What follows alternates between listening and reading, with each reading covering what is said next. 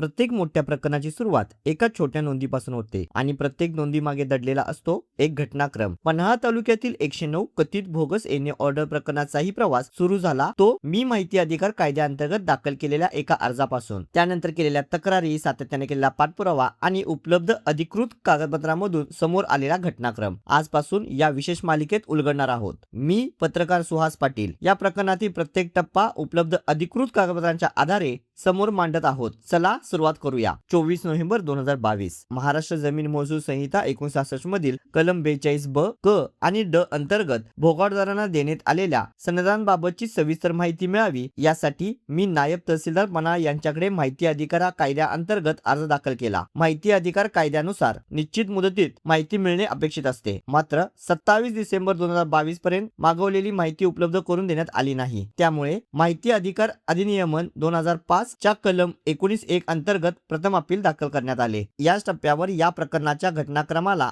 एक वेगळं वळण मिळताना दिसतं। यानंतर 22 डिसेंबर 2022 दिनांकाचे एक पत्र समोर येते। त्या पत्रात नमूद केलेले आहे, आपण मागणी केलेली माहिती बिगर शेती आदेश व अकृषक आकारणी संदर्भातील माहिती कार्यालयाकडे उपलब्ध असून आपण कार्यालयीन वेळेत कार्यालयात उपस्थित राहिल्यास आपण मागणी केलेली माहिती आपणास पुरवणे सोयीस्कर होईल। मात्र या पत्रावर 22 डिसेंबर 2022 रोजीची तारीख जरी असली तरी ते मला 29 डिसेंबर 2022 रोजी प्राप्त झाले। येथे उपलब्ध कागदपत्रांच्या आधारे एक महत्त्वाचा प्रश्न उपस्थित होतो। पत्रात माहिती कार्यालयात उपलब्ध असल्याचे नमूद असताना माहिती अधिकार कायद्यानुसार माहिती उपलब्ध करून देण्याची प्रक्रिया नेमकी कशी राबवण्यात आली, तसेच अर्जदाराला कार्यालयात उपस्थित राहण्यास सांगण्यामागील प्रशासकीय प्रक्रिया काय होती। घटनाक्रम पुढे सरकतो। 2 जानेवारी 2023 रोजी प्रथम अपीलाची सुनावणी 16 जानेवारी 2023 रोजी सकाळी 11 वाजता तहसील कार्यालय पन्हाळा येथे निश्चित करण्यात आली। 16 जानेवारी 2023 सुनावणीचा दिवस। त्या दिवशी अपिले प्राधिकृत अधिकारी तथा तत्कालीन तहसीलदार रमेश शेंडगे सुनावणीस उपस्थित नव्हते, मात्र मी नियोजित वेळेत तहसील कार्यालयात उपस्थित राहून माझा लेखी युक्तिवाद सादर केला। यानंतर प्रथम अपिलावर निर्णय देण्यात आला। या निर्णयानंतर प्रकरणाशी संबंधित पुढील प्रशासकीय घडामोडीचा घटनाक्रम सुरू झाला। पण